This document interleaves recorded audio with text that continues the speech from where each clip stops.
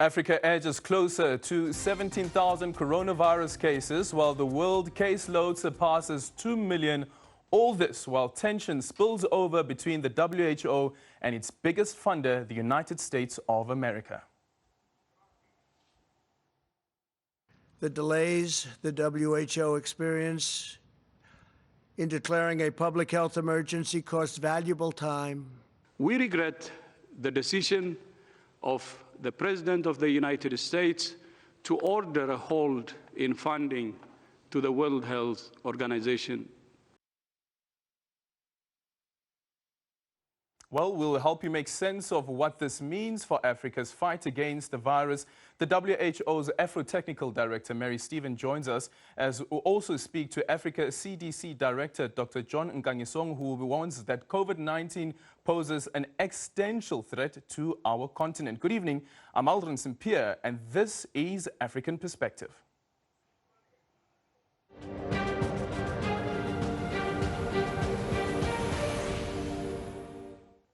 Now is not the time to reduce the resources for the operations of the World Health Organization or any other humanitarian organization in the fight against COVID-19. That's the view of the United Nations Secretary General after US President Donald Trump announced that halting of funds that the United Nations Health Agency, while 60 to 90-day review is being handled around the outbreak, is being undertaken. He made the announcement during the daily briefing from the White House, accusing the WHO of severely mismanaging and covering up the extent of the crisis on behalf of China. The decision to halt funding during a pandemic comes after President Trump hinted last week at reviewing the more than $400 million Washington contributes to the WHO, arguing that the US had a duty to insist on a full understanding of the facts. American taxpayers provide between $400 million and $500 million per year to the WHO. In contrast, China contributes roughly $40 million a year, and even less. As the organization's leading sponsor, the United States has a duty to insist on full accountability. One of the most dangerous and costly decisions from the WHO was its disastrous decision to oppose travel restrictions from China and other nations. They were very much opposed to what we did. Fortunately, I was not convinced and suspended travel from China, saving untold numbers of lives. Thousands and thousands of people would have died. But on January 24th, days before limiting travel from China, he praised Beijing's efforts and transparency. A month later, on February 24th, he tweeted that the coronavirus was very much under control in the USA and that the Centers for Disease Control and the World Health Organization had been working hard and smart. On March 27th, he wrote that China had been through much and had developed a strong understanding of the virus. Quote, "We are working closely together, much respect." The shift in tone comes after greater domestic scrutiny of his administration's failures in its response, with over 600,000 cases, more than 26,000 dead, with the highest daily death toll at 2,407 recorded in just the last 24 hours. There was credible information to suspect human-to-human transmission in December 2019, which should have spurred the WHO to investigate and investigate immediately. Through the middle of January, it parroted and publicly endorsed the idea that there was not human-to-human transmission happening, despite reports and clear evidence to the contrary. The delays the WHO experienced in declaring a public health emergency cost valuable time, tremendous amounts of time. China, for its part, believes the WHO has played an irreplaceable role during the global public health crisis. The decision of the US will undercut the ability of the WHO and damage the global cooperation of fighting the epidemic. Every country in the world will be impacted, including the US, especially weak countries. We urge the US to fulfill its obligations and support WHO to lead in the international cooperation in fighting against the epidemic. China will always support WHO to deal with public health crisis and play an important role in it. In a statement, UN Chief Antonio Guterres indicated that once the world had turned the page on the pandemic, then that would be the time to fully examine who did what, warning that now is not the time to reduce funding, while urging international unity and solidarity to stop the virus and its shattering consequences. Sherman Bryce-Pease, SABC News, New York. Meanwhile, the WHO head, Tedros Ghebreyesus, has hit back, saying that the organization regrets the decision by the United States President Donald Trump to suspend funding. The United States of America has been a long-standing and generous friend to WHO, and we hope it will continue to be so. We regret the decision of the President of the United States to order a halt in funding to the World Health Organization. With support from the people and government of the United States, WHO works to improve the health of many of the world's poorest and most vulnerable people. WHO is not only fighting COVID-19, we're also working to address polio, measles, malaria, Ebola, HIV, tuberculosis, malnutrition, cancer, diabetes, mental health, and many other diseases and conditions. We also work with countries to strengthen health systems and improve access to life-saving health services.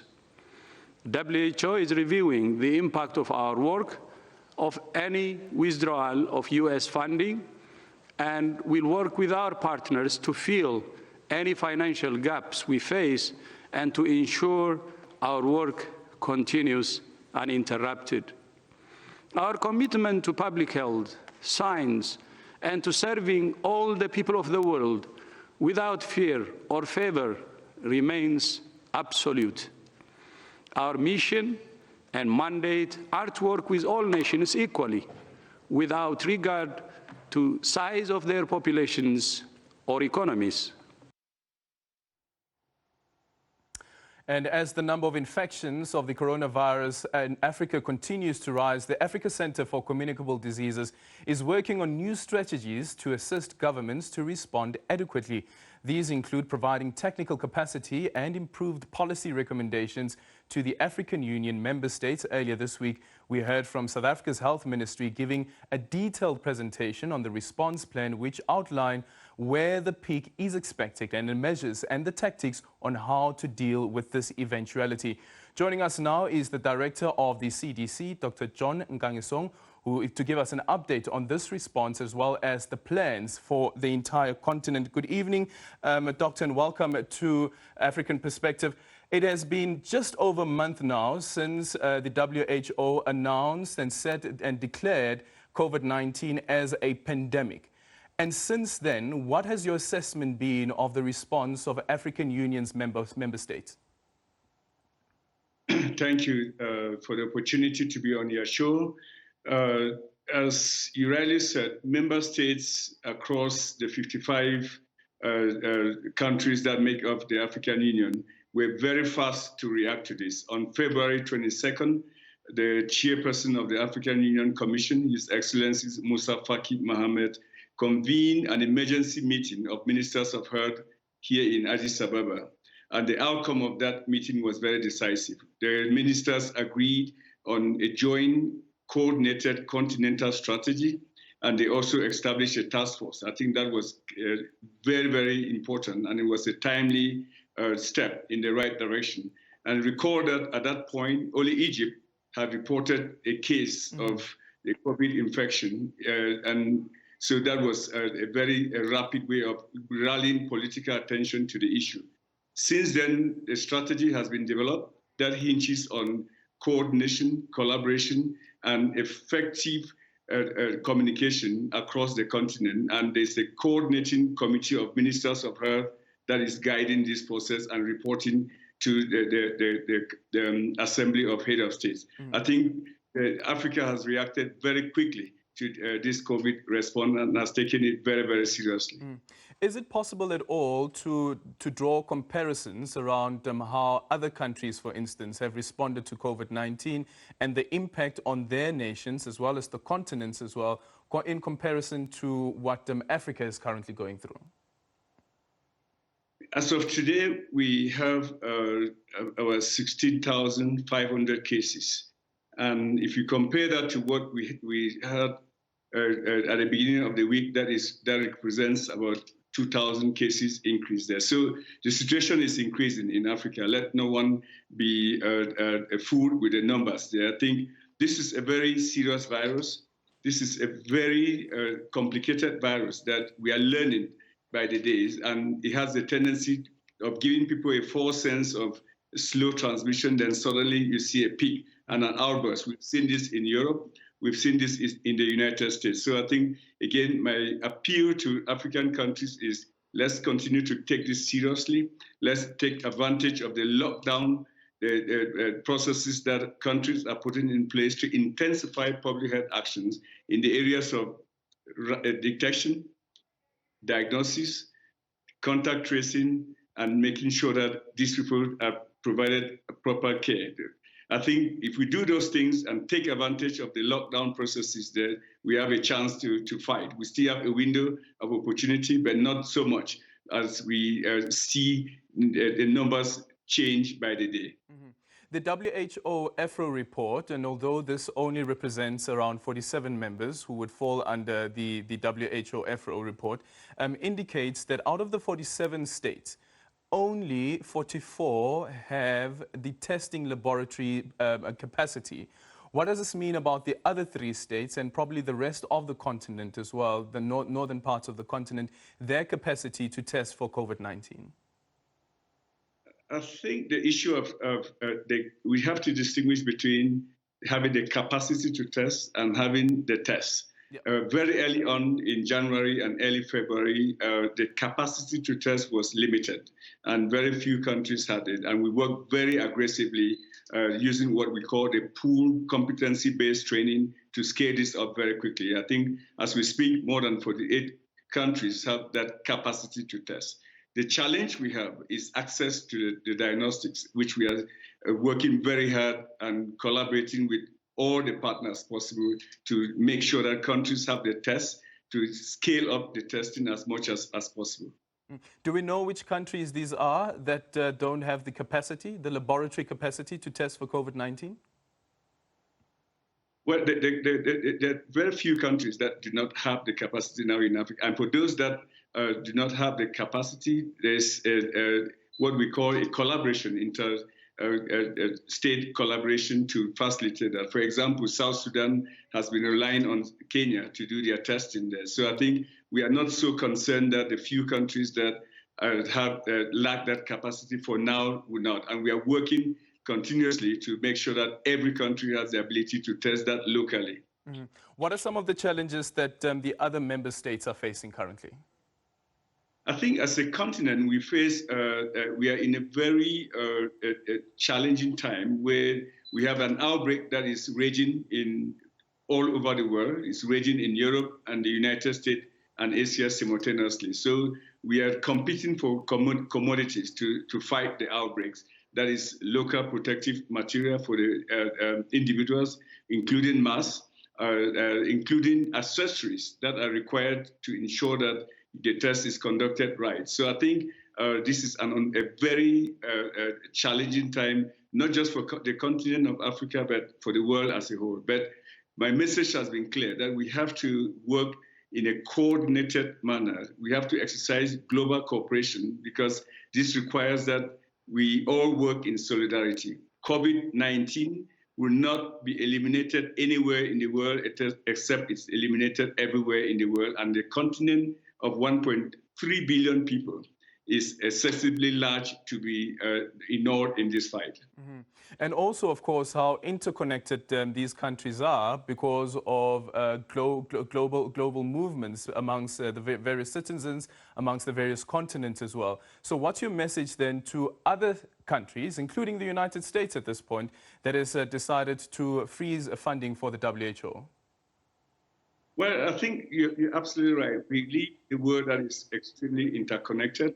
And as I said earlier, there is no way we would declare a global victory except COVID-19 is completely contained and controlled everywhere. I mean, that has to be very, very clear that cooperation is key, collaboration is key, and coordination is very important.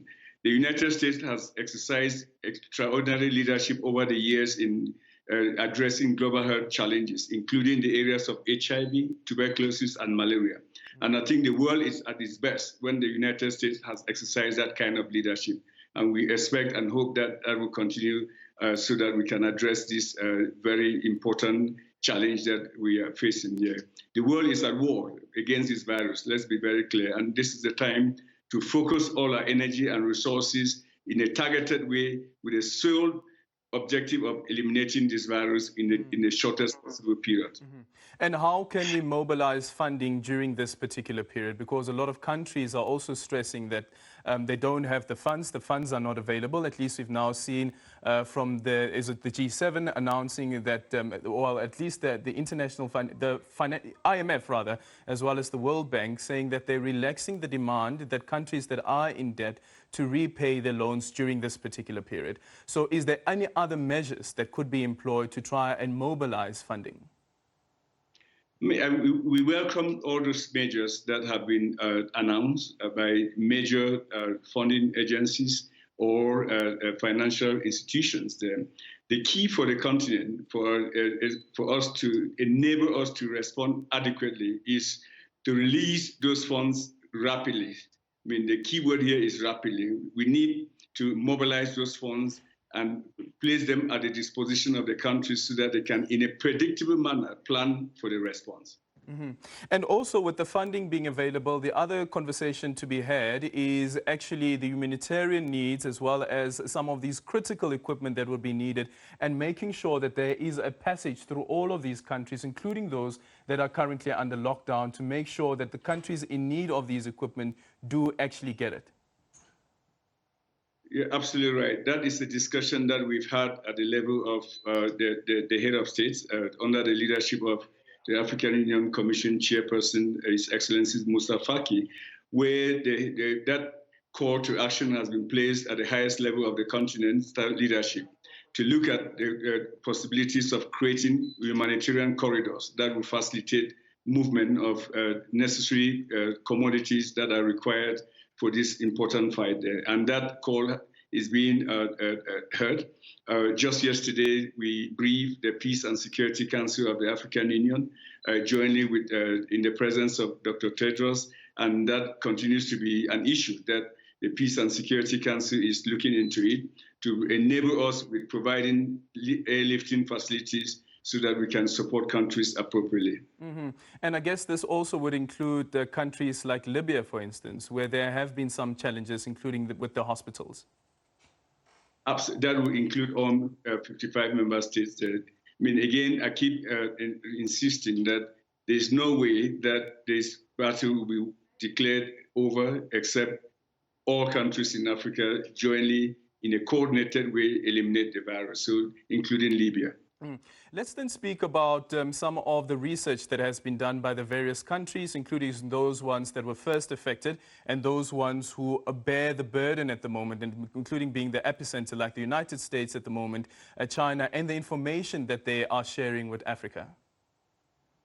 Yes, the continent as a whole is linking up very closely with Europe, China, and the United States. Just today, I was in a webinar, a global webinar where China CDC was sharing their experiences on how they responded to this pandemic and what they plan to do to avoid the second wave or possibly the third wave of this pandemic. So those lessons continue to be shared. Our Emergency Operations Center here in Addis Ababa is closely linked with the European Centers for Disease Control Center, that is their Emergency Operations Center, such that we coordinate our efforts and discuss and share experiences. We're in regular contact with the U.S. Centers for Disease Control and Prevention. So I think I'm very pleased with the coordination and the willingness to share information and offer assistance that we've received from Europe, China, and the United States. Mm-hmm. Is there any concern at all around the number of health professionals that the continent may need, that there could be a shortage?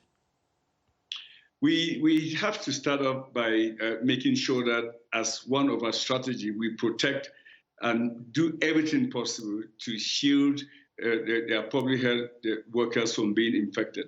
We know that one of the shortcomings of our health systems on the continent is insufficient healthcare workers. So we have to, from the onset, have a strategy that targets them and protect them from infection. That way we can at least have the right number of healthcare workers to fight this important outbreak there.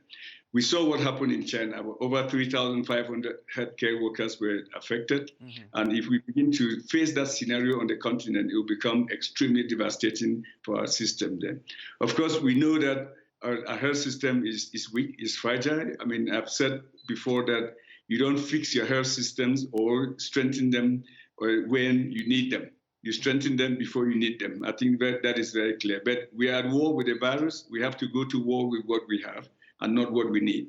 Mm-hmm. Does this discussion also include the various member states and possibly those outside of the continent, countries outside of the continent, to have them also bring through their health professionals to come and assist the member states? Yeah, we see that some member states engage with bilaterally with other countries. Like we've seen a contingent of Chinese healthcare workers being sent to Nigeria, and we are expecting a similar support from China to Ethiopia. So I mean, it's a tendency that we'll continue to see across the board. But let's remind ourselves that most part of the world is still faced with containing this virus in their own countries. So I think it's too early to expect countries to send healthcare workers to support us. We have to make do with what we have as much as possible and put the response strategy in our own context on the continent. A very important conversation to be had as well is the issue around fake news, as well as the rumors that are doing the rounds, because this is, of course, a new virus and new information is coming through. How do we deal with that, including us as the media? I'm happy you touch on that. It's very important. If we have to win this battle against the COVID-19, which we have to work very closely with the media, including the social media and official media, to engage the community. It starts in the community and it ends in the community. So community response to this is extremely important. So which means we have to work collectively to spread the right information, to work against the spread of fake news or false information in the community as much as possible. And it is a collective responsibility and collective accountability on the part of all of our citizens on the continent. Doctor, let me just quickly ask you about that vaccine that has been doing the rounds, a lot of reports around it as well, the tuberculosis vaccine that some countries are using. Are there any clinical trials underway? Have you received any results as yet? No, we have not. We currently have about 2 vaccines in testing and about 70 under development. So we don't have any control trials with respect to the tuberculosis vaccine, especially on the continent. Okay, and then the final one is, of course, that we were all expecting that the WHO will announce that, there's no more Ebola, especially in the DRC, but all of a sudden we then saw there was another case. Yeah, that was very unfortunate, and we were all hopeful that it would be declared last weekend. Having said that, we will continue the battle. We have been working alongside the World Health Organization and other partners in the Democratic Republic of Congo very closely. And we remain optimistic that we will stay with the government of the Democratic Republic of Congo as long as it takes to eliminate Ebola. We cannot live with even a single case of Ebola in DRC. We have to fight hard and make sure that the last case is eliminated. Okay, Dr. Nkengasong, thank you so much for your time. There you have it from the director of the African Center for Disease Control, Dr. John Nkengasong.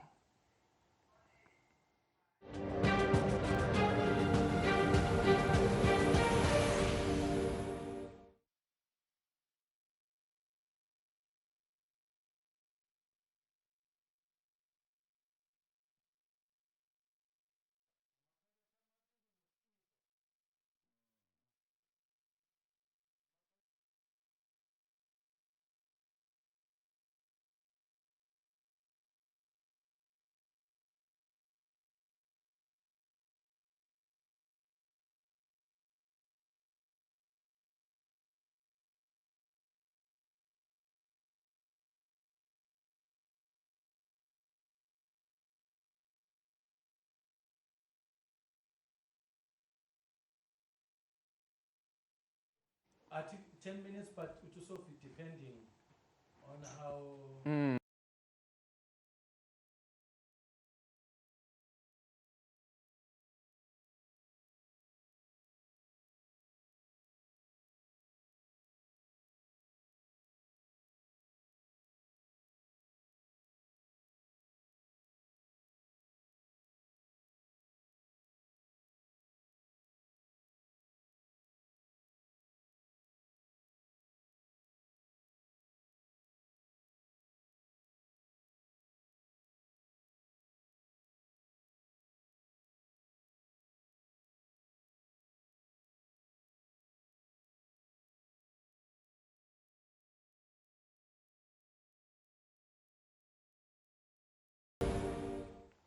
And welcome back. The African Union Commission Chairperson Musa Faki Mohammed says he's been assured by the Chinese Foreign Minister that steps are being taken to improve the situation of Africans in China. This is after African migrants complained of ill treatment, discrimination and being subjected to forced coronavirus testing and forced quarantine.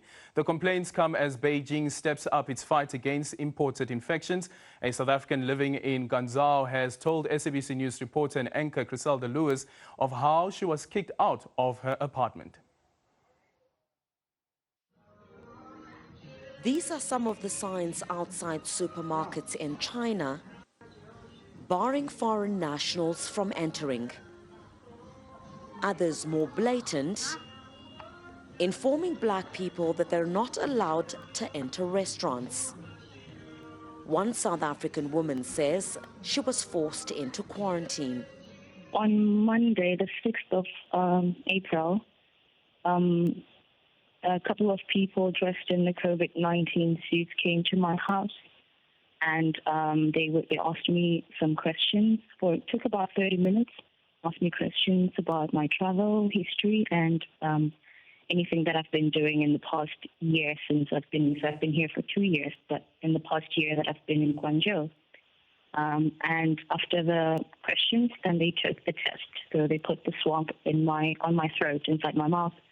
And I was told that if the tests are negative, they will not call me the next day. But if the tests are positive, they will call me the next day. They did not call me, but however, I was told an hour after by my landlord that I need to move out of the apartment regardless of my results. I was told that I will move out after I serve my 14 days quarantine. But on Wednesday, I think it was the 8th, I was told that the next morning they will come and pick me up to put me at a hotel on my expense, and self-catering to do my 14-day quarantine, which was actually the day that most Africans were actually put under quarantine in Guangzhou, and now is also in the neighboring cities as well. From where you are, is this behavior just towards South Africans or towards Africans in general from what you have seen? From what I have seen, on Sunday and Monday, when we were talking, it was just South Africans as far as being tested that I know of. But eventually, a few friends of mine that I know that are not South African but African did come out as well saying they got tested too. And some of them are at the hotel as well, doing the quarantine at the hotel as well. But some of them, they're doing it at home. When my quarantine ends, I honestly don't know what's going to be of me because I do not have an apartment now. And I've been trying to find an apartment in the past 7 days, but I've been kicked out. But it's difficult because most places say no Africans or they say no foreigners. This while South Africa earlier said it was deeply concerned by the reports and called on China to investigate the allegations. While China rejected all racist and discriminatory remarks, saying everyone was being treated equally. The African Union Permanent Representative and African Group of Ambassadors in Beijing will follow up on China's undertakings. Criselda Lewis, SABC News in Johannesburg. And the Chinese government has denied those allegations, but as well as DIRCO has indicated that they have received some feedback with regards to what's happening in Guangzhou, and Beijing is also looking into that situation. Let's move over to this story. The WHO AFRO is gearing up its response efforts as the only countries in sub-Saharan Africa which have not reported a single case of the novel coronavirus are Lesotho and the Comoros. The greatest concern now is the rapid increase of local transmissions in individual countries. The current number of positive COVID-19 cases on the continent is reaching 17,000 with more than 420 deaths. We're now joined on Skype by WHO AFRO's Technical Director, Mary Stephen. Good evening, Dr. Mary Stephen, and welcome to African Perspective. Just a quick one, the initial question that I asked Dr. Kangisong earlier on about the response of the various states since the announcement by the WHO declaring COVID-19 a pandemic. What's your assessment of how the African states have been able to respond?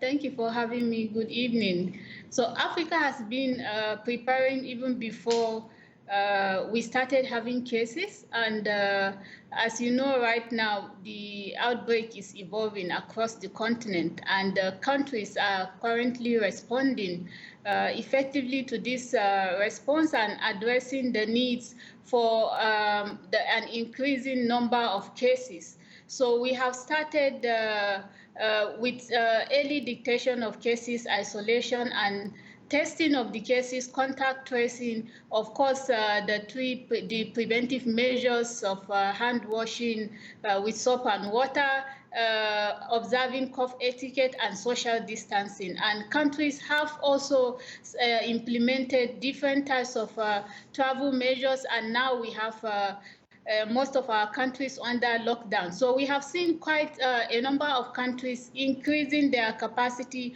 for response and also planning for potential increasing number of cases. So in terms of surveillance, countries, including South Africa, have moved now even to active case search, going to hotspots and searching house to house for potential cases, testing them so that they can be isolated early and treated.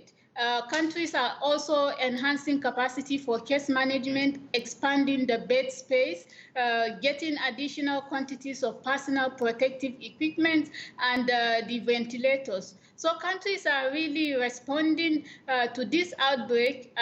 You can see that the increase is no longer exponential as we started. So we commend the countries in Africa, but we should not be complacent. We should continue to implement these aggressive public health measures to ensure that we quickly break the chain of transmission, especially in countries with local transmission, so that we can curb further spread of the outbreak.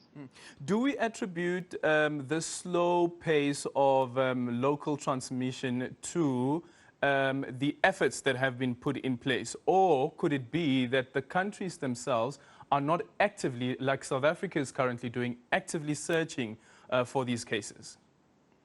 So yes, the slow evolution of the cases, or we say the progression in terms of number of cases, is definitely attributed to the public health interventions that are put in place by countries, including the different types of the travel restrictions that countries have put in place.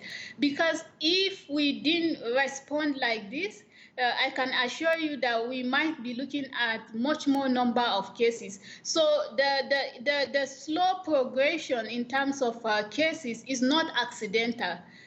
We have seen what countries are doing. They are very aggressive in terms of identifying the cases, isolating them, testing the cases, and also monitoring and tracking the contact, of course, including the preventive measures. I believe you and I are all under lockdowns in our countries, observing the social distancing measures. So really, I will give it to the countries. It's the public health response efforts that is contributing to this slow progression in number of cases.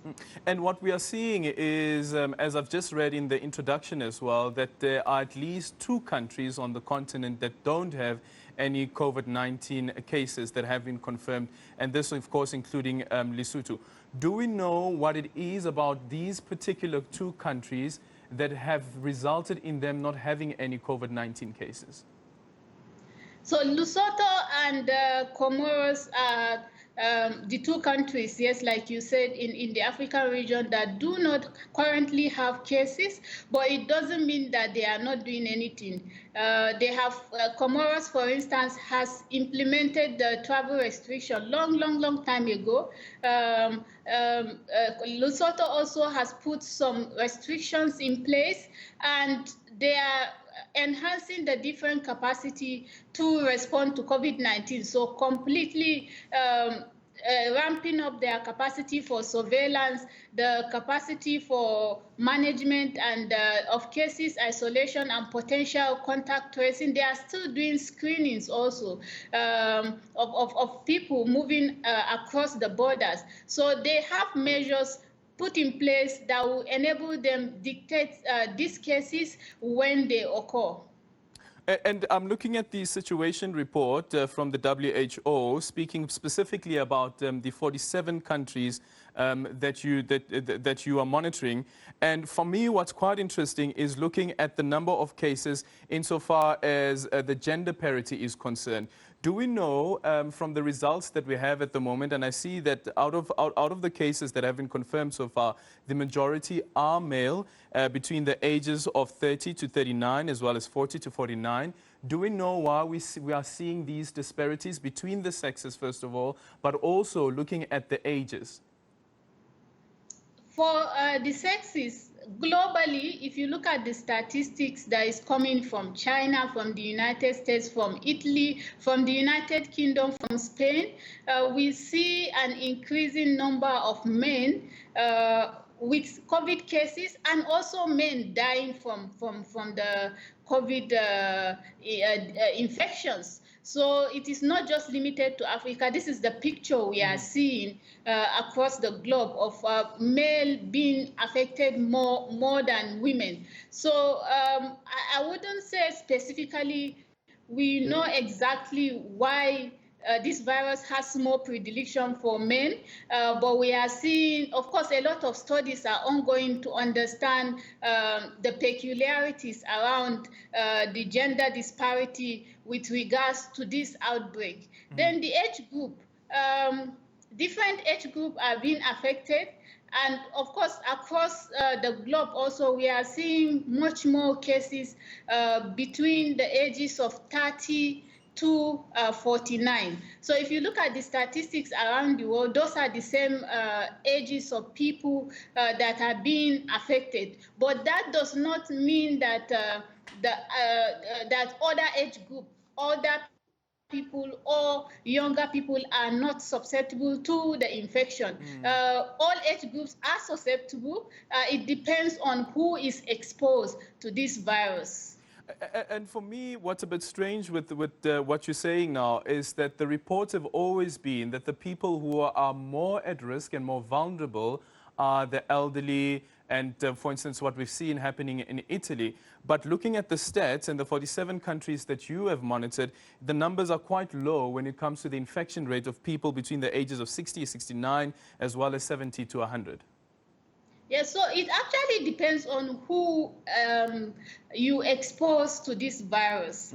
So basically, if you look at the age group we have, is the most active age group in Africa. This age group of 30 to 49. So those are the most active age group. And of course, they are the same age group that have the tendency to move around, to socialize, and do a lot of things. So it's understandable if we have an increasing number of cases within this age group, but also the elderly. If you look at the affectation of elderly in other countries, basically the cases were in the elderly home, the care homes for the elderly in Italy and in the United States and other countries around the world.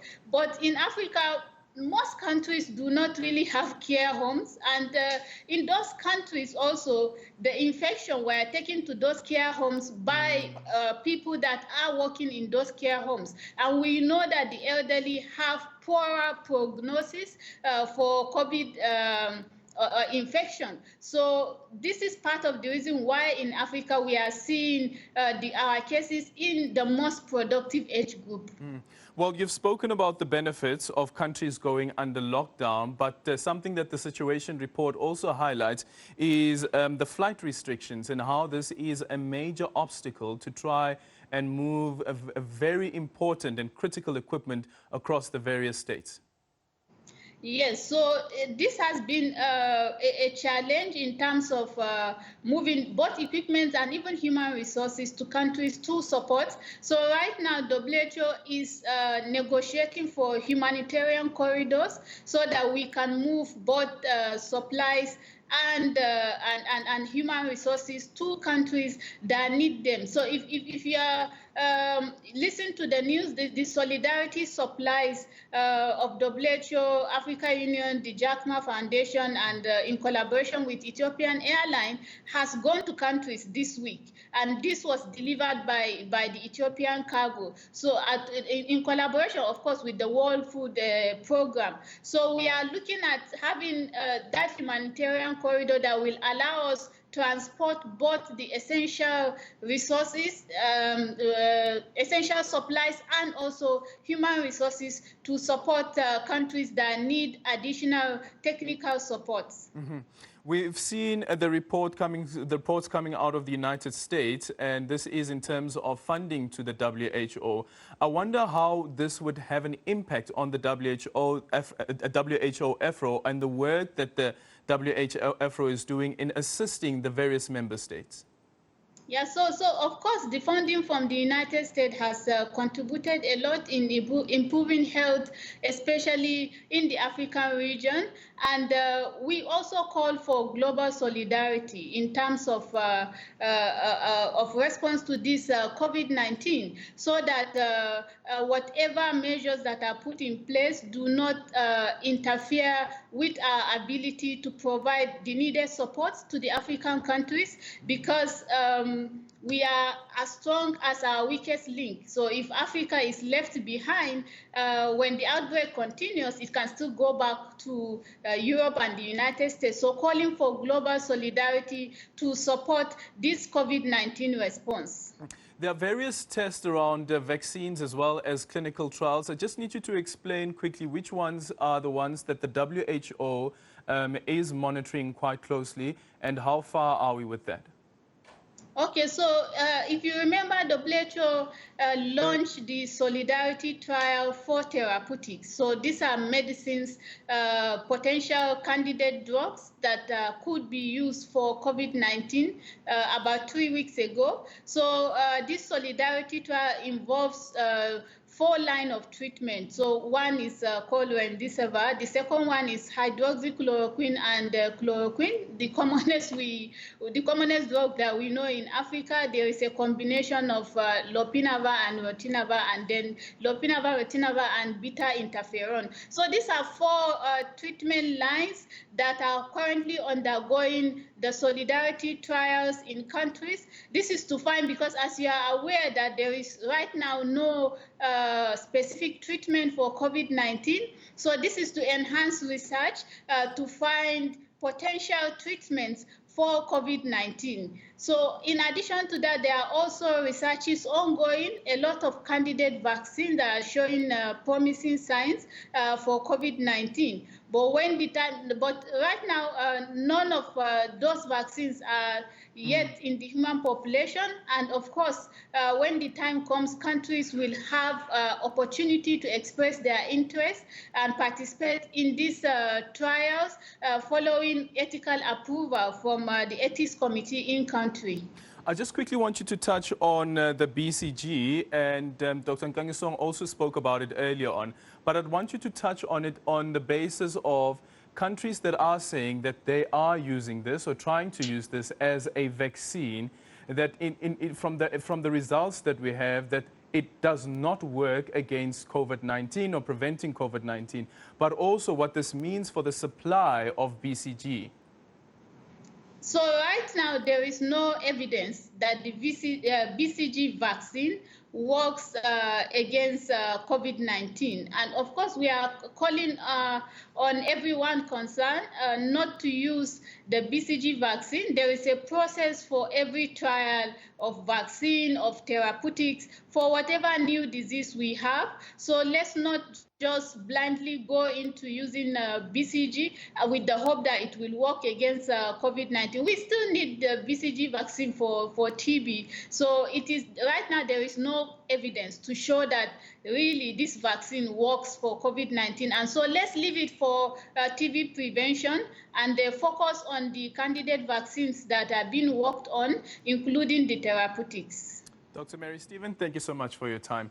That is Dr. Mary Stephen, who is the WHO EFRO's Technical Director.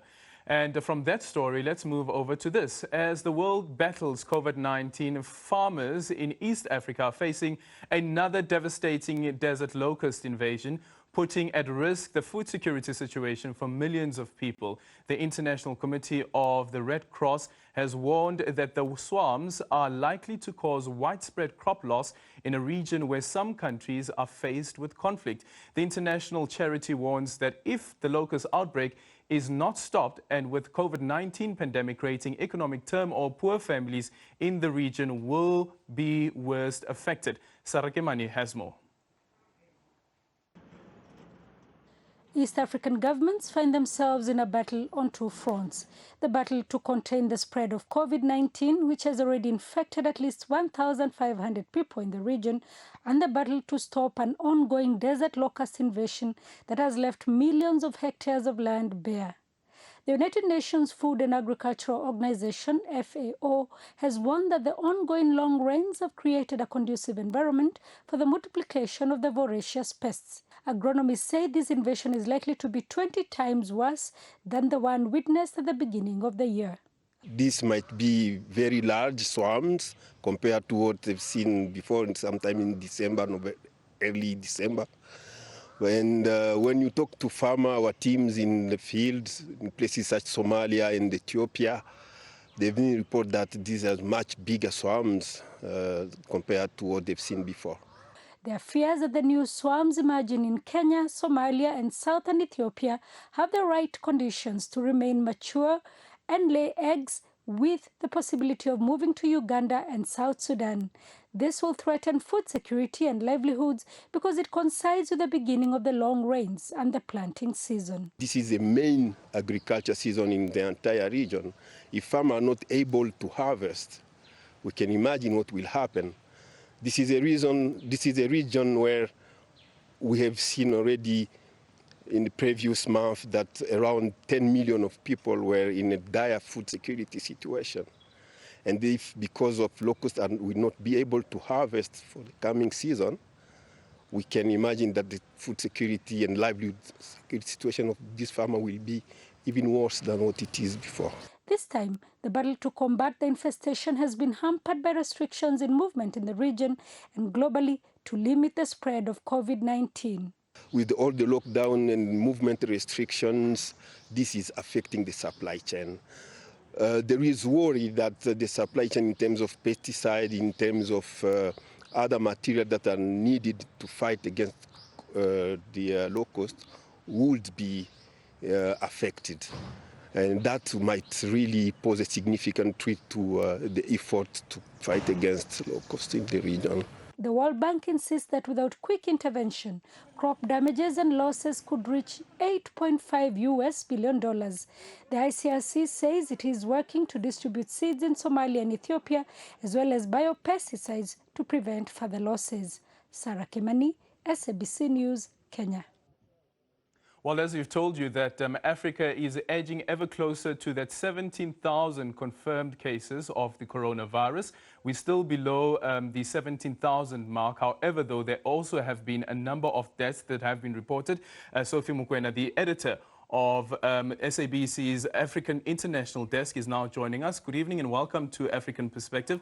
Looking at this map over here, which gives us an indication of some of the cases that have been reported, and it seems that South Africa remains the epicenter. Yes, South Africa remains the epicenter with that huge number. This afternoon, the minister updating that number.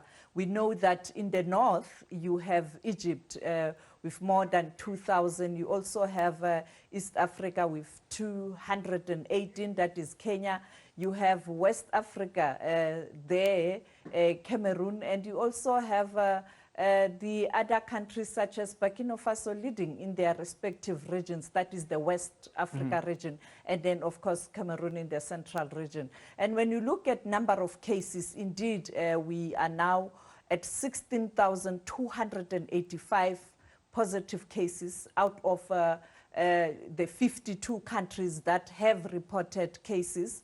We have 55 African countries according to the AU. That's the number we use. That would include Sahrawi and then Republic. And also when you look at the deaths, we now at 874, but we do have the good news recoveries at 3,142, and that's where Africa is. And I think the reports on the recoveries are quite important, because now I see that South Africa has introduced that as well, where we constantly, when we give updates on the numbers, those numbers include the recoveries as well. Yes, I think we have to do that, because that gives hope that not everyone is going to be affected in a way that one might lose his or her life. And therefore, we must continue to indicate where we have recoveries, because then we can learn certain lessons, and also to ensure that there's a glimmer of hope. But also, we must always, at all times,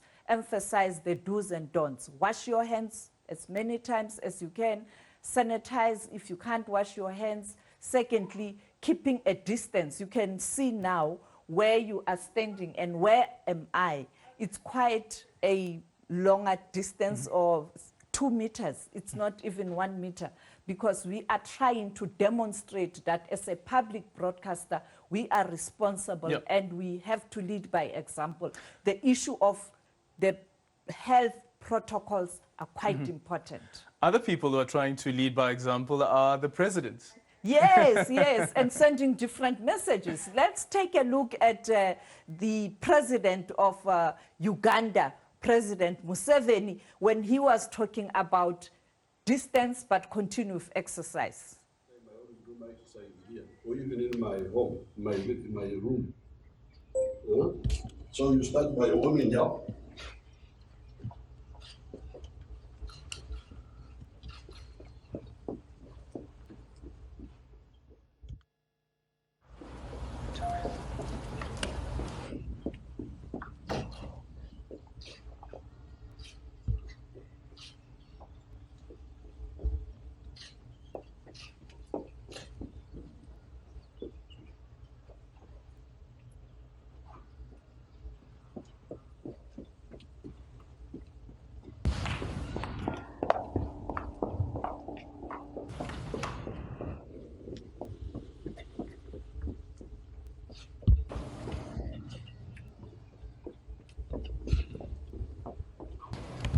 can do as many laps as you want.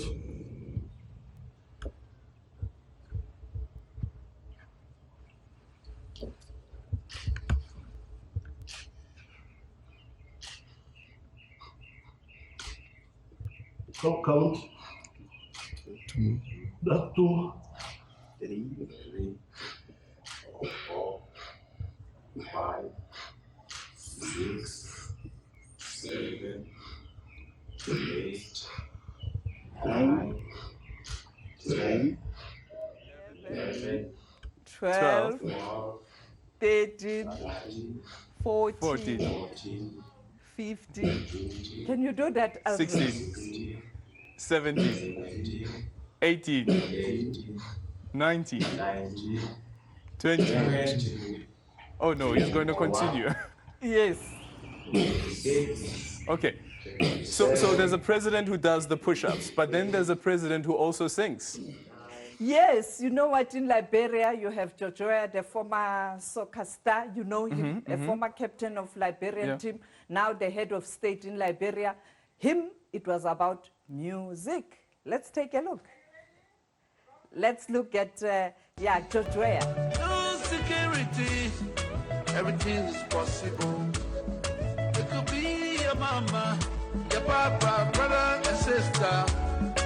Let's stand together to fight this deadly disease now. Walk on the wall with living, border uncertainty. No security, everything is possible. It could be your mother, your father, even your sister. Let's stand together to fight this deadly disease now. Okay, and now let's dance all the way to Kenya quickly. Yes, in Kenya, a different story. A newsmaker there. Let's take a listen. I don't want to say anything. Let's look at how in Kenya the whole campaign has taken a different shape. You know, with food parcels, we have that in South Africa. Yeah. But other countries as well, newsmakers giving people food But parcels. food parcels, they have something special as well. Yes, there was something special. And okay, there it is. Content. And you see those things we are putting there, that is not a drug or changa. That is Hennessy, which has some percentage of alcoholic content. And that should act as a throat sanitizer. It kills the virus. In case the virus is held somewhere in the throat, it kills. So the Hennessy's which are there, I'm giving to adults, not to any person below 18 years of age. If we come to your house, we find there is a family of adults, we give you 4 pieces of Hennessy bottles so that when you take it, it clears the throat. If there is any coronavirus in the throat, it is killed instantly. Okay, I know that a lot of people said that they will be traveling to Kenya to try and get their Hennessy. South Africa, unfortunately, we do not allow the sale of alcohol. We've come to the end of this evening's show. Thank you so much for your here. Must visit Kenya. In Kenya, probably.